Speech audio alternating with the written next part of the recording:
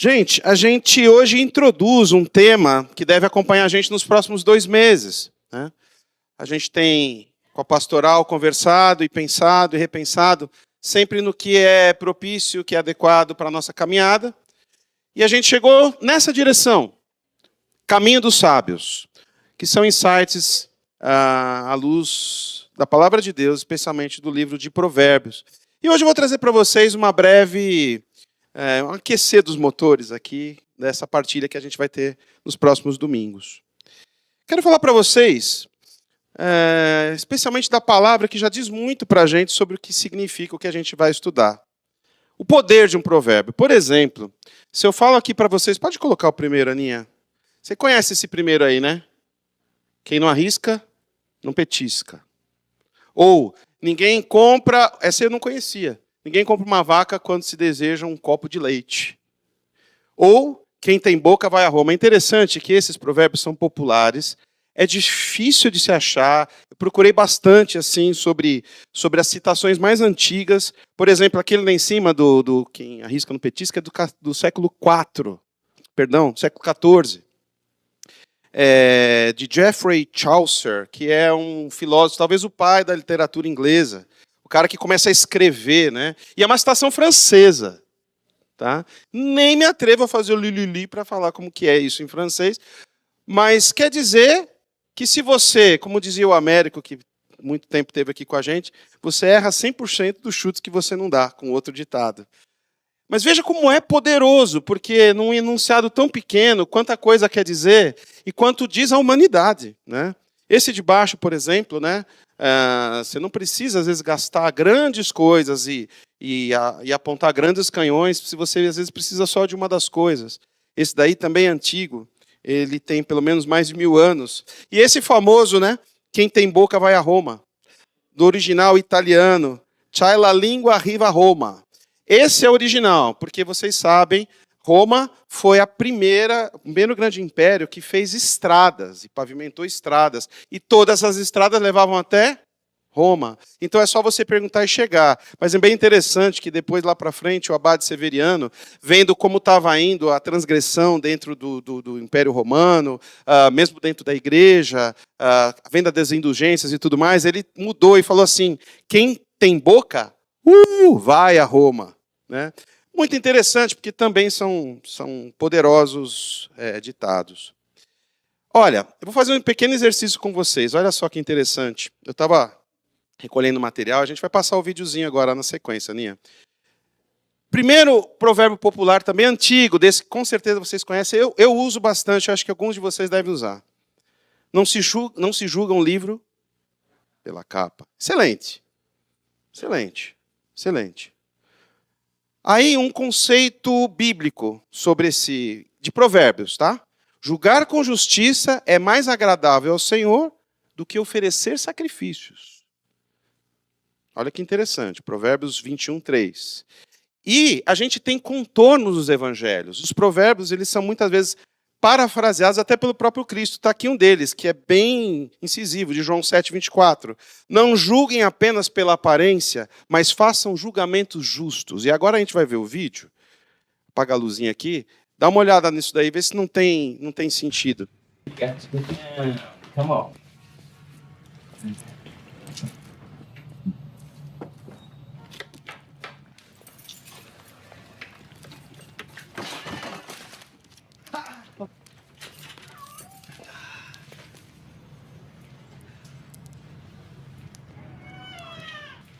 Just has a fractured fibula. Giving mild sedative. So they can be able to go on tomorrow. Daddy's gonna be so excited.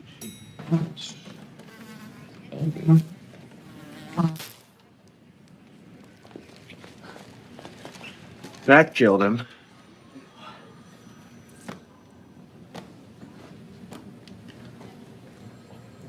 Paging doc.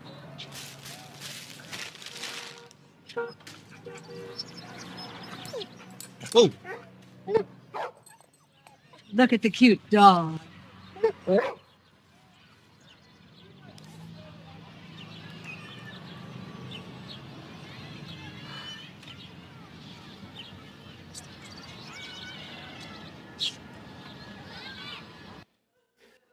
Você entende por que isso é importante? Essas sabedorias populares milenares, como é importante, como elas norteiam a nossa vida. Aí, né?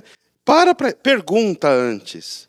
Ó, eu não sei na sua casa, na minha é assim. Muitas vezes a gente já sai julgando, porque tem um contexto, né?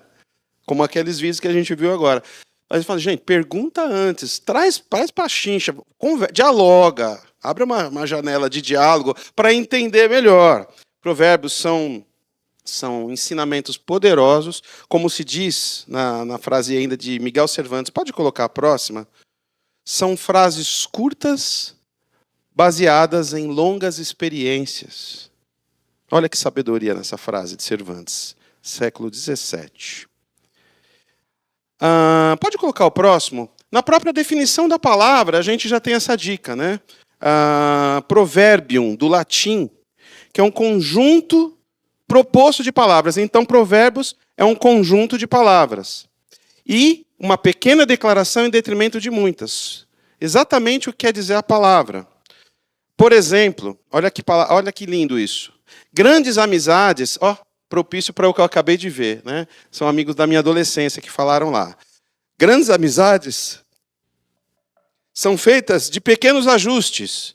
Tem uma outra que eu gosto de usar bastante, que é a do saco de sal. Acho que grandes amizades precisam ter, assim. Acho que todos que estão aqui eu já devo ter tido alguma coisa, algum atrito, e vocês comigo também. E louvado seja Deus, a gente continua aqui, vocês cantando parabéns para mim. Então quer dizer que vale a pena a caminhada, porque, aliás, na quarta-feira, acho que foi a Cleide que falou no nosso ensinamento, lá no nosso grupo, o perdão é a grande mola mestra da relação humana. Porque se tem uma coisa que é verdade, é que todos nós somos falhos. Então, não agir com perdão e com misericórdia é um tiro que sai pela culatra, porque a gente é assim. Então, o perdão é essencial para a vida continuar. Veja só como, nessa pequena frase, falando de grandes amizades são feitos pequenos ajustes, a gente pode ter uma definição, às vezes, maior e mais contundente do que, assim, 3 horas de palestra.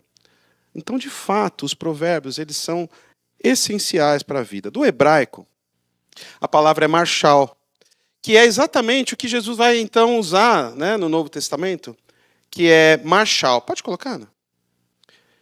Que é parábola ou alegoria. Tá? Por exemplo, olha que provérbio lindo de Provérbio 25, 25. Como água fresca para a garganta sedenta, assim é a boa notícia que chega a uma terra distante. O que é muito interessante também, quando a gente fala dessa palavra do marshal, falando de parábola, alegoria, a gente lembra que Jesus fazia muito isso, e é interessante, porque quando eu falo água fresca, isso visita a tua memória, a tua história. Olha que louco isso, porque cavoca dentro de você, evoca dentro de você um significado teu. O que é água fresca? Para água sedenta. O que é estar sedento? Entende? É maravilhoso. Na realidade, alguns provérbios são comparações que lançam mão do advérbio melhor. No livro de provérbios, a gente tem bastante essa colocação. Por exemplo, é melhor ter pouco com o temor do Senhor do que grande riqueza com inquietação. Provérbios 15, 16. Esse outro. É melhor ter verduras na refeição onde há amor do que um boi engordado com ódio. Eu sei que tem gente que prefere ficar com ódio a picanha. Mas, na verdade, olha lá, ter verduras na refeição onde há amor do que um boi engordado com ódio. A questão da comparação, a questão da parábola. Então, no mundo, né, na sua história, em várias nações, nas tradições, a gente vê relevantes e poderosos provérbios que vão servir de inspiração, de meditação. Lembre-se que assim a história começa nessa questão oral, no que um conta para o outro. Então não dava para ser uma frase muito comprida. Se for abraçar aqui o século 20 e 21, né, a gente tem um problema com memória tão grande. Né? Imagina se você tem que falar coisas maiores, muito mais compridas. Então, com pequenas frases, você vai longe no que você evoca, no que você quer explicar. Só que assim, os provérbios estão no cânon. Provérbios é palavra de Deus. E eu queria falar um pouquinho do que significa isso, né? A palavra vivida e experimentada. Gente, isso acho que para mim é o mais essencial. Se a gente olha para a Bíblia como um livro de receita, um livro de conselho, um livro de sapiência. Tá tudo certo. Mas ele só é assim porque ele é experimentado. Pode colocar o próximo para mim? Veja só, toda a escritura é inspirada por Deus e útil para o ensino, para a repreensão, para a correção e para a instrução na justiça, a fim de que o homem de Deus seja apto e plenamente preparado para a boa obra. O que é interessante da gente notar é que essa citação na carta a Timóteo, de Paulo, é sim uma citação ao Pentateuco e também aos livros sapientais, aos livros proféticos.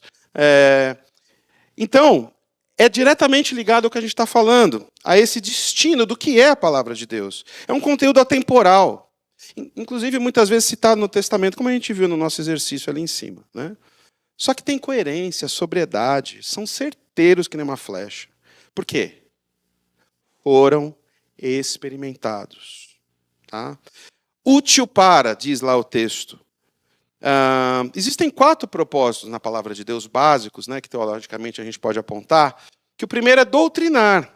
E a gente pode dizer que doutrinar é determinar e apontar para o que é correto. Repito, doutrinar, determinar e apontar como referência do que é correto. Outro princípio da palavra de Deus, repreender aquilo que não é correto. Isso não está certo. Então a palavra serve para isso também. Também serve para correção, para colocar no caminho de novo. Como voltar ao que é correto. E na educação, como se manter o que é correto. Então, 4 princípios. Doutrinar, repreender, corrigir e educar. Isso é a palavra de Deus. E os provérbios, eles são muito certeiros nesse destino. Né?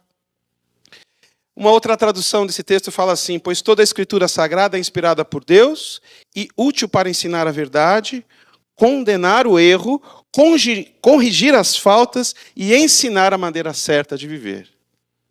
Posso ler de novo? Toda a escritura sagrada é inspirada por Deus e é útil para ensinar a verdade, condenar o erro, corrigir as faltas e ensinar a maneira correta de se viver. As palavras de Paulo a Timóteo revelam um princípio extraordinário da palavra de Deus. O fato que a palavra de Deus é inspirada pelo próprio Deus. A gente tem alguns textos e expressões que a gente ouve tão de pequenininho e a gente não se dá conta da profundidade do que a gente está dizendo. Ser inspirado por Deus. Eu vou dizer alguns sinônimos do que quer dizer inspiração. Respiração. Inalação. Pensar que o sopro divino é o que traz a vida ao homem, aquele ser que ele cria da terra. Entusiasmo. Alento. Incentivo, estímulo, referência, iluminação, sopro, luz, lampejo, conselho, sugestão, influência, orientação. Tudo isso da parte de Deus para o homem, através da palavra. A Bíblia foi, inicialmente, como eu falei para vocês, como vocês sabem, uma tradição oral, boca a boca, de pais para os filhos, depois transformado em textos. E esses foram submetidos a uma série complexa de critérios, que vão, então, passar por história, arqueologia, antropologia, estilo literário, etc. Até que o livro, então, alcance essa coleção dos 66 livros, 39 do Antigo, 27 do Novo, chamado Bíblia, coleção de livros inspirados por Deus. Não é uma psicografia. Eu, quando era pequeno, a gente sempre gosta de citar, né, O Curioso Mundo de Bob. Né? Nossa, pai, o pai fala, aquele cara entrou pelo cano, ele imaginava um cara dentro do cano da casa dele. Né? Quando eu era pequeno, eu ouvia isso, eu também tinha essa impressão. Foi inspirada por Deus, então eu imaginava assim, Deus andando para lá e para cá, escreve aí o que eu vou dizer. Então, não. Isso é importante de ser dito. Porque essa inspiração não é uma compilação tipo uma psicografia. Não é. Né? Mas são textos, como eu estou dizendo aqui, profundos, e verdadeiramente experimentados. Aí está a grande diferença da palavra de Deus. Mais de 2000 anos, mais de 40 autores necessários para compilar isso. Porque a Bíblia Sagrada, esse livro, esses livros, que não é um livro mágico, mas um livro que é vivenciado, que passa através de famílias, das mais abastadas, de reis, também das mais simples no deserto. Interessante que essas mais simples normalmente passam por Jesus de Nazaré e dos grandes homens de Deus. Tinham reis, como Salomão, que a gente está falando também, mas passa por mulheres adúlteras, passa por mulheres traídas, passa por homens ladrões, assassinos.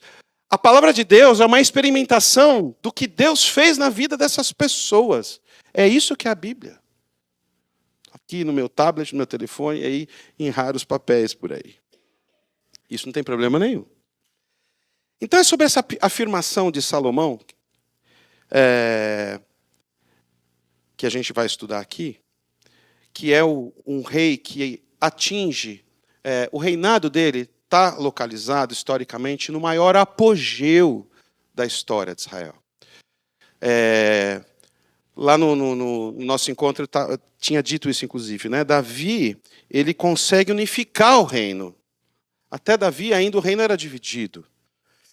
E depois, quando ele morre, ele entrega para Salomão um reino unido. E Salomão, ele administra isso de uma forma poderosíssima. E aí é interessante, porque o que leva, então, Salomão a escrever esse livro? É interessante dizer que são muito mais provérbios, são para mais de 3.000 provérbios que ele escreveu. Então, é uma compilação. Existem também provérbios de outras pessoas escritas. Eu vou ler aqui com vocês um texto muito importante, que eu gostaria que vocês prestassem bastante atenção, que é o texto de 1 Reis 3, de 4 a 12. Pode colocar o próximo texto, que é onde a gente vai destacar esse texto aí. Então, Salomão, quando está para assumir o reino, ele fala, não é para mim isso aqui.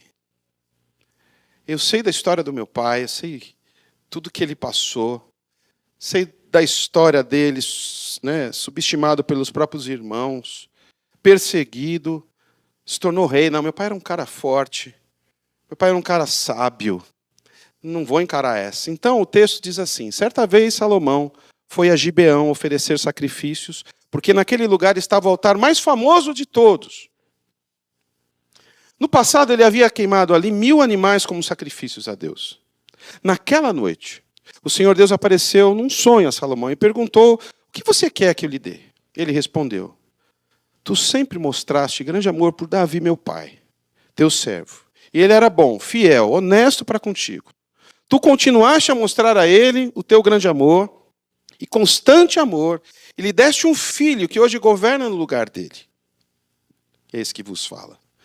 O Senhor Deus, tu deixaste que eu ficasse como um rei no lugar do meu pai. Embora eu seja muito jovem, tem traduções que vão dizer, embora eu seja um menino, acho muito interessante isso, e não saiba governar.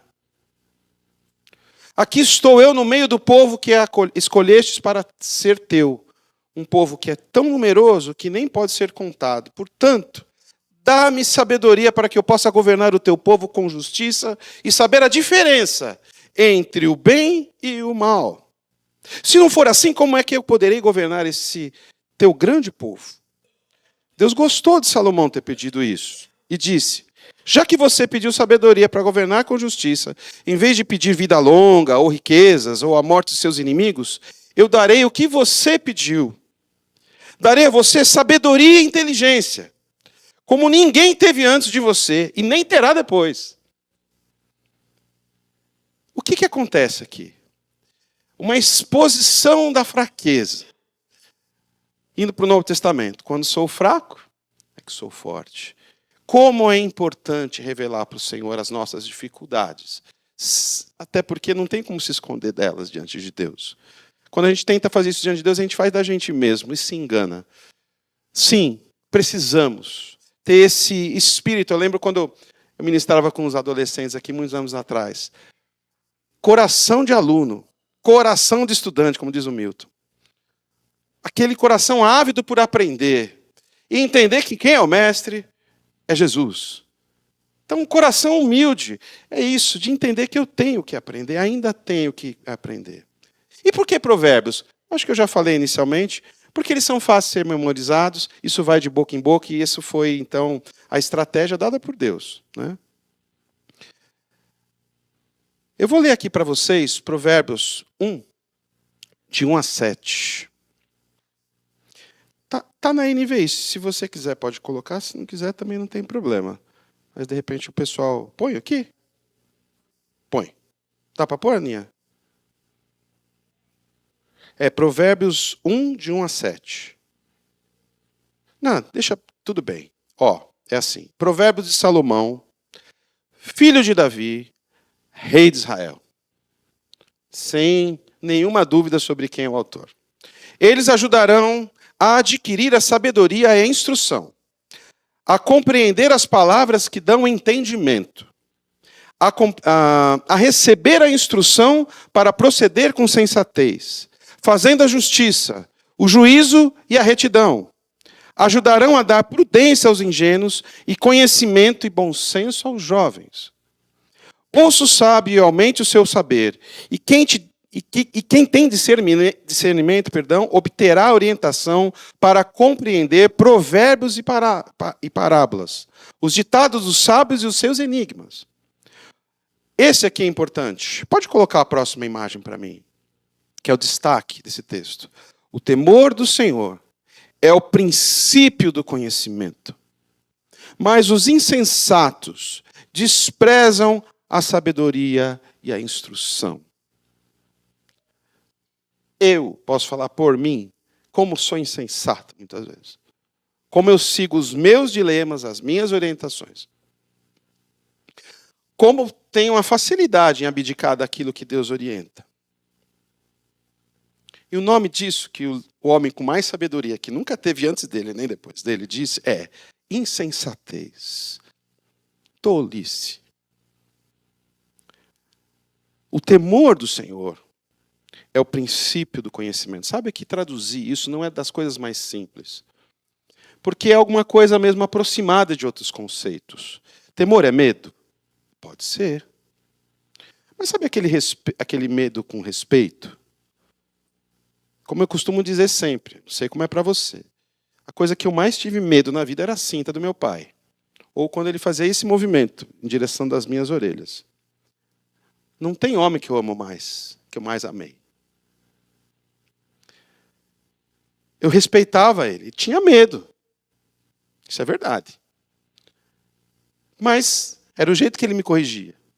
Hoje em dia talvez não seja assim para muitos dos seus lares. O que eu quero dizer só é que assim, o temor é algo perto do medo. Mas não medo porque ele vai te fazer mal, porque ele vai te corrigir, vai te botar de castigo, ele vai te tirar tal coisa, como se apregou demais por aí. Não é isso. É respeito. Respeito profundo. Você me entende? Não sei se eu consegui passar. Mas temor do Senhor é um respeito profundo. É uma atenção à direção dele por mim. É o princípio do conhecimento. Para a gente se introduzir nesse caminho da sabedoria, é preciso ter essa direção de respeito profundo. Mas sabe por quê, principalmente? Especialmente porque Jesus de Nazaré é a maior demonstração do amor de Deus. É esse amor que a gente não tem como calcular, que nos abraça, nos perdoa e nos aceita como somos.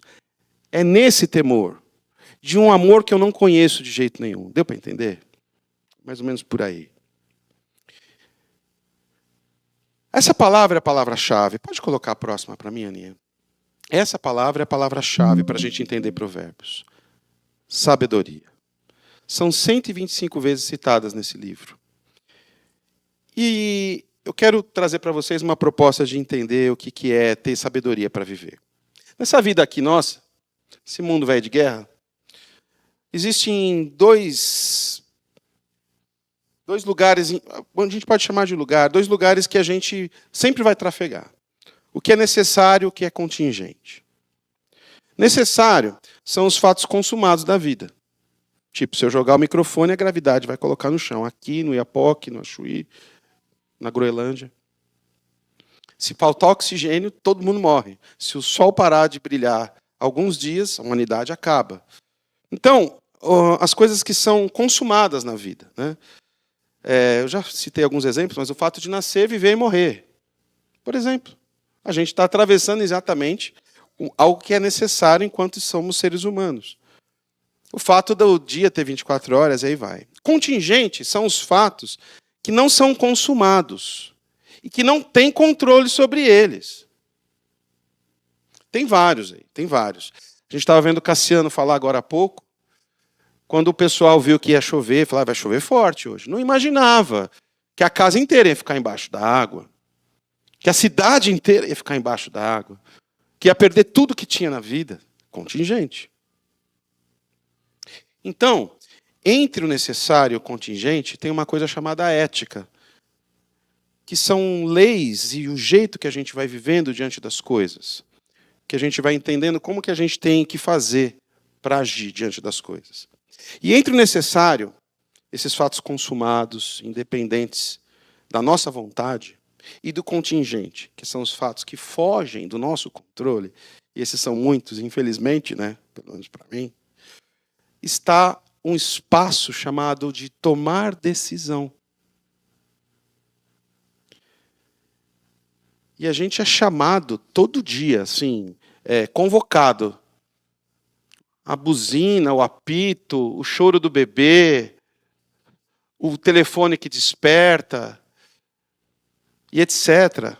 Eles nos lembram que a gente precisa tomar uma decisão. Então, por exemplo, a gente está pintando a casa. É caro. Você sabia que uma lata de 18 litros da Souvenir está mais de R$1.000? Eu não sabia.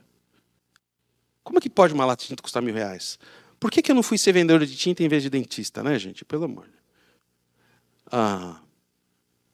Mas a gente precisava fazer. Os meninos olhavam assim, viam os mofos. Falaram, essa casa de madeira, a gente vai ter que dar um jeito nisso aqui. Vamos apertar daqui, vamos tirar dali, vamos achar alguém. Aí começa a pesquisar preço, tananã. Aí, quando você... a necessidade é pintar. Aí o contingente, a lata de Souvenir custa R$1.000.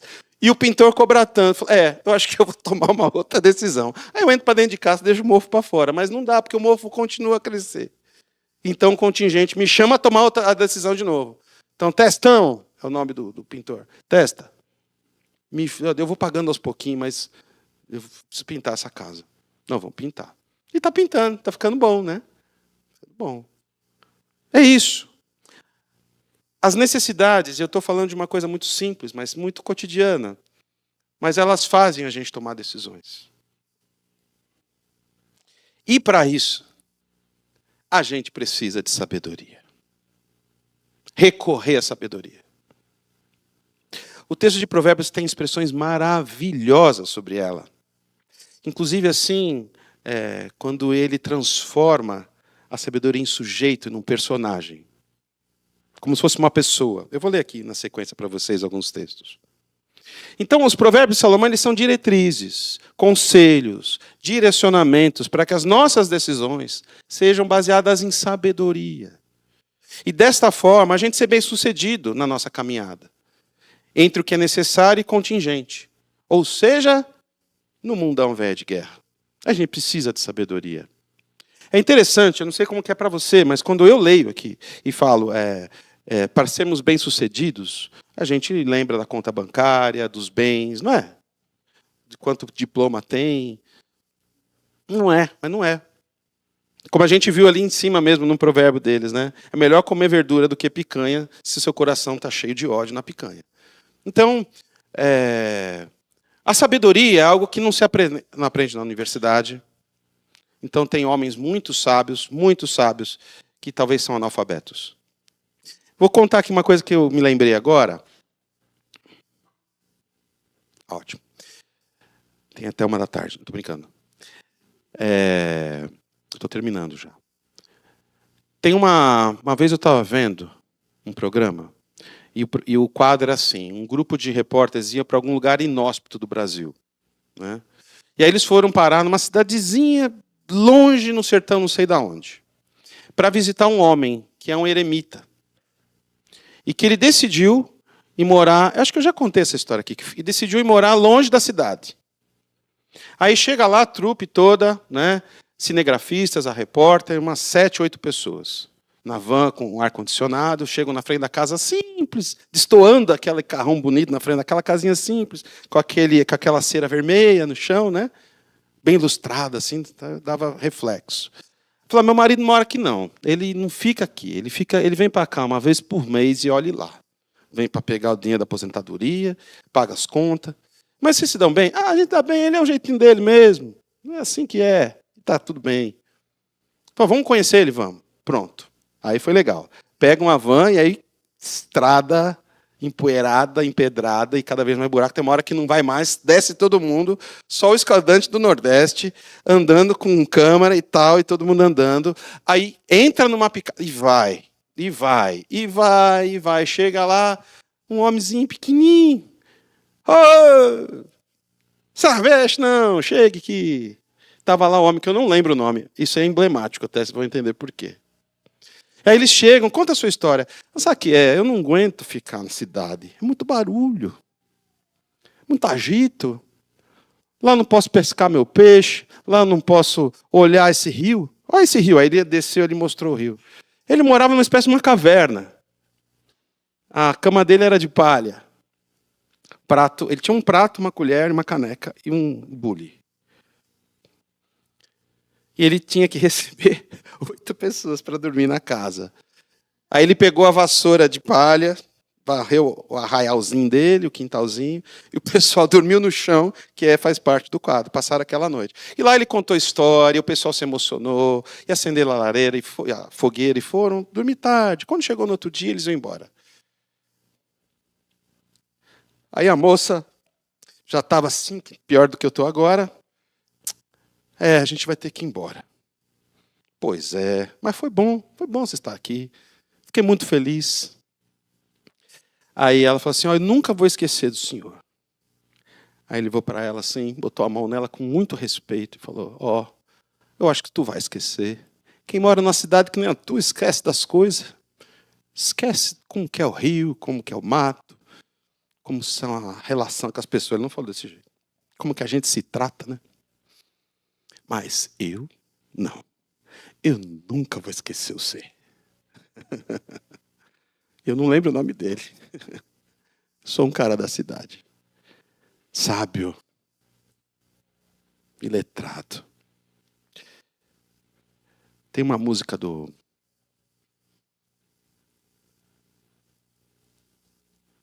Você de lá.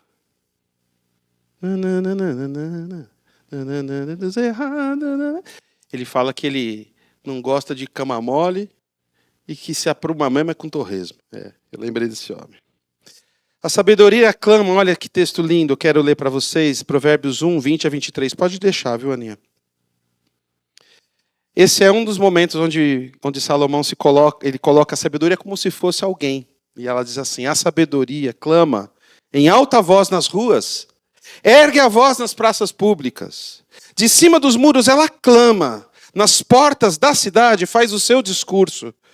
Até quando vocês ingênuos amarão a sua ingenuidade? Vocês zombadores, até quando terão prazer na zombaria? Em ficar tirando sarro, em rir.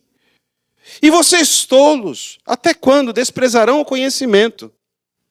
Se atacarem a minha repreensão, compartilharei com vocês os meus pensamentos íntimos e lhes revelarei os meus ensinos. Olha que texto belíssimo.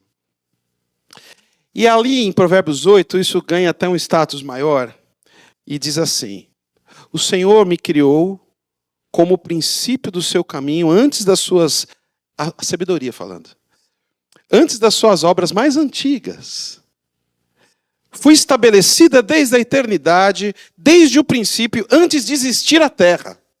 Nasci quando ainda não havia abismos, quando não existiam fontes carregadas de águas. Antes de serem assentados os montes e de existirem as colinas, eu nasci. Ele ainda não havia feito a terra, nem os campos, nem o pó com o qual formou o mundo. Quando ele estabeleceu os céus, quando traçou o horizonte sobre a superfície do abismo, lá estava eu. Quando firmou as nuvens em cima e fixou as fontes do abismo, quando determinou os limites do mar para onde as águas não violassem a sua ordem, quando marcou os limites dos alicerces da terra, eu estava sempre ao seu lado. Dia a dia, eu me deleitava e me alegrava continuadamente com a sua presença. Eu me alegrava com todo o seu mundo e a humanidade me dava alegria. Ouçam-me agora, meus filhos. Bem-aventurados os que guardam meus caminhos. Ouçam a minha instrução e serão sábios. Não a desprezem. Provérbios 8, 22 a 23. Sabe o que me veio aqui? E eu escrevi aqui o paralelo. Você já ouviu Colossenses 1, é um texto que eu gosto demais, do 15 e 17, que diz assim: Ele é a imagem do Deus invisível, o primogênito sobre toda a criação, pois por meio dele foram criadas todas as coisas, nos céus e na terra, as visíveis e as invisíveis, sejam tronos, sejam soberanias, quer os poderes, quer autoridades, todas as coisas foram criadas por ele e para ele. Ele é antes de todas as coisas, por meio dele tudo subsiste. Sabe o que eu descobri? Que sabedoria é igual a Jesus. Ele é a encarnação do como é viver nessa terra de forma sábia. Mas é difícil. É difícil quando Paulo então nos apresenta ele dessa forma. Seja o modo de pensar de vocês o mesmo de Cristo. A sabedoria.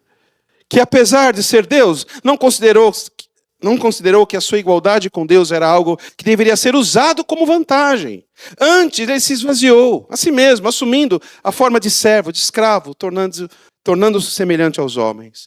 Sendo encontrado em figura humana, humilhou-se, foi obediente até a morte e morte de cruz.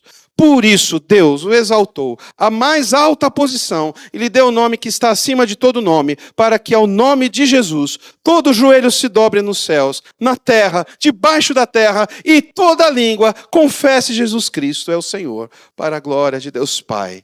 Eis sabedoria encarnada, que abre mão do poder, da posse, que se alegra na alegria do outro, que favorece o outro, que se dá pelo outro. Conclusão. Nesses próximos domingos, então, a gente deve estar naquela configuração. Então, a gente vai ter pessoas que representam a comunidade, um pastor que vai ministrar, alguém que vai ministrar a palavra, e alguém que vai estar junto naquela configuração que a gente teve aqui das nossas histórias. E nosso propósito vai ser de meditar sobre que nesse mundo a gente pode viver uma vida plena e saudável, sim, em Jesus Cristo de Nazaré. Amém? É possível. Através da sabedoria. Este é o termo bíblico para viver um viver diário saudável. Sabedoria. Sabedoria é a arte de viver com desenvoltura em qualquer condição. Na prática, ela está diretamente ligada à informação e ao conhecimento. Não está. Como a gente viu o exemplo daquele homem. A sabedoria tem relação direta com tornar-se preparado para quê?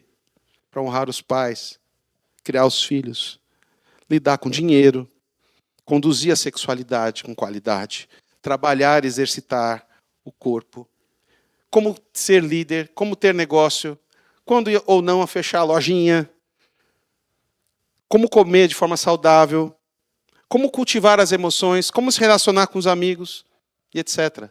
Que livro! Como que a gente pode ficar tanto tempo longe dele? Eu posso falar por mim. Então, amarrado a todos esses itens que eu acabei de citar, está a insistência que nosso modo de pensar e corresponder a Deus é a coisa mais prática que a gente faz no nosso dia a dia. Entende? Na questão da praticidade cotidiana, na verdade, nada, absolutamente nada, precede Deus. Ele está presente em tudo, o tempo todo. Porque lá estamos, você está lá, Ele está lá com você. Nas mais cruéis dúvidas, nas maiores das dificuldades, que Deus derrame da sua luz, da sua sabedoria, do Espírito Santo dele sobre nós, que esses sejam domingos proveitosos e abençoados na direção da luz da palavra de Deus. Amém?